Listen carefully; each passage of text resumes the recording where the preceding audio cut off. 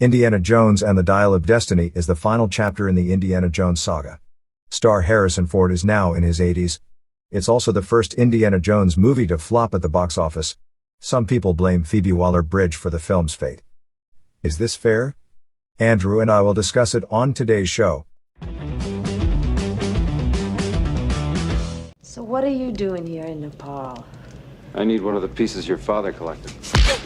I learned to hate you in the last 10 years. Raiders of the Lost Ark took the country by storm back in 1981. It was a sort of revival of the old chapter plays of the 1930s and 40s. Harrison Ford was arguably the biggest star of the era with this franchise and, of course, Star Wars under his belt. The film also introduced us to his love interest, the one he would keep coming back to over the next 40 years, throughout 5 films. Marion Ravenwood, played by Karen Allen. Marion was no damsel in distress, she was a savvy business owner that was the proprietor of her own bar, and we see she's tough as nails in her first scene of the film, when she's drinking a bar patron under the table. However, she's also not a Mary Sue type of character. She can't fight people twice her size and she needs to grow and learn throughout the film. Spielberg originally intended the role for his girlfriend Amy Irving. Sean Young and Stephanie Zimbalist auditioned for the role. Barbara Hershey was considered, while Deborah Winger turned it down. Steven Spielberg cast Karen Allen on the strength of her performance in National Lampoon's Animal House. Allen screen tested opposite Tim Matheson and John Shea before Harrison Ford was cast as Indiana. Allen came up with her own backstory for the character, such as what happened to her mother, her romance with Indiana at age 15 or 16, and her time in Nepal. Spielberg described it as an entirely different movie. Marion's father, Dr. Abner Ravenwood, was a professor of archaeology obsessed with finding the biblical Ark of the Covenant. He was also a mentor to the young Henry Indiana Jones, who eventually accompanied them on several digs. The characters of Indy and Marion obviously loved each other, but their personalities clashed. It was a great love-hate relationship which finally saw them reunite first in Kingdom of the Crystal Skull, then in Dial of Destiny. In my view, the best of Indy's love interests, and longest lasting. The next, and possibly weakest love interest was Willie Scott, played by Kate Capshaw. This character was a damsel in distress, who didn't know how to handle herself. The biggest trouble with her is the noise. She shows up in Temple of Doom, which story takes place before Raiders of the Lost Ark. In her defense, she was a lounge singer and not brought up to be tough as nails. In 1935, American archaeologist Indiana Jones survives a murder attempt from Shanghai crime boss Lao Che, who hired him to retrieve the remains of Nurhaci. Jones flees from the city in the company of the young orphan, short round and nightclub singer Willie Scott. Willie was born in Missouri to a wealthy family and moved to Shanghai when she was unable to break into Hollywood during the Great Depression. Willie has led this pampered life and feels that's what's due her, to be cared for and looked after. She meets Indiana Jones, a person unlike anyone she has ever been involved with, and ends up going off with him. In the course of all their adventures, all of her earlier life is stripped away from her, and Willie must fall back on her own resources. She discovers that she is a very strong woman, a gutsy lady. Willie is a much different character than the woman Karen Allen played in Raiders. Willie was named after Spielberg's dog. Spielberg wanted Willie to be a complete contrast to Marion, so Capshaw dyed her brown hair blonde for the part. Steven Spielberg later married Capshaw in 1991. I can't forget how wonderful it was. Thank you. It was rather wonderful. Thanks, Andrew. I'll take The Last Crusade. Dr. Elsa Schneider was played by Alison Doody. What makes her character compelling is that we are never completely sure whose side she's on. Is she a devout Nazi or a counter-spy? In the end, I suppose, she's on her own side, using whoever she wants to get ahead. She is the secondary antagonist of Last Crusade and an Austrian archaeologist who desires the Grail, and like Donovan, keeps her involvement with the Nazis a secret.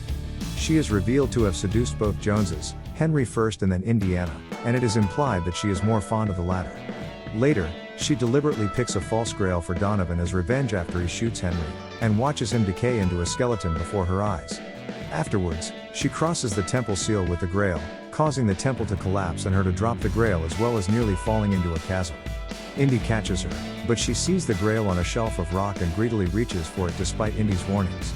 Her hand that Indy is holding slips out of its leather glove, causing her to fall to her death. According to Doody, Elsa's role as a femme fatale was an attempt to distance the character from Willie Scott. In an early script of the film, Elsa was going to be the one who shot Henry Jones, Sr. in the Holy Grail Temple, and she was set to die after drinking from the false Grail, a fate that which would later go to Walter Donovan, but the script was changed. IGN placed Elsa 33rd on their list of the best bad girls in film in 2008. Marion returns in Kingdom of the Crystal Skull. Here she marries Indy and it is revealed they have a son, Mutt, played by Shia LaBeouf. We later learn that Mutt was killed and does not return for the Dial of Destiny. Cate Blanchett is cast as a female foil for Indy. Colonel Dr. Irina Spalko is a Soviet agent born in a small village in the eastern regions of the Ukrainian Soviet Socialist Republic. She was believed by those in her village to be a witch as her apparent psychic powers began to manifest themselves through animal control. She is skilled in fencing and hand-to-hand combat and is Indiana's main antagonist as she brings the Crystal Skull to Akator to utilize the power there as part of the Soviet Union's experiments in mind control. Her desire for knowledge proved her undoing when the Crystal Skull entity grants her desire to know everything, overloading her mind and causing her to disintegrate as her scattered essence is teleported to another dimension. Frank Marshall said Spalko continued the tradition of Indiana having a love-hate relationship with every woman he ever comes in contact with.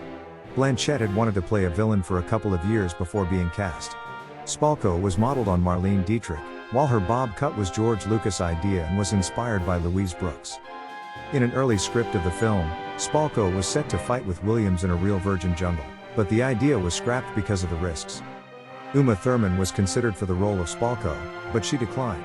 Thanks, Billy. I got this one. The final film in the Indiana Jones franchise sees Phoebe Waller-Bridge as Helena Shaw, Jones's goddaughter. Mangold identifies Helena as the catalyst of the film, kicking off the film's plot after dragging her godfather into her problem. The filmmakers described the character as slippery, charming, the girl next door, a grifter, a pioneer in ethical accounting and similar to comedic characters with machine gun dialogue akin to those of Ben Hecht's plays. She is the daughter of an old friend of Jones, Basil. This is the most painful female lead in the franchise. The character is clearly a Mary Sue that knows everything. In one scene she's in a class and she's the only one there that knows the answers to whatever the instructor asks. No other student has a clue to what's going on in the class. She also knows how to do everything, and it is clear that the studio was setting her up to be a potential replacement to the aging Indy. In the other Indiana Jones movies, the female lead is Indy's equal, well, except Willie, but here, Helena shows up Indy on all fronts. She's smarter and can match him on all the action scenes.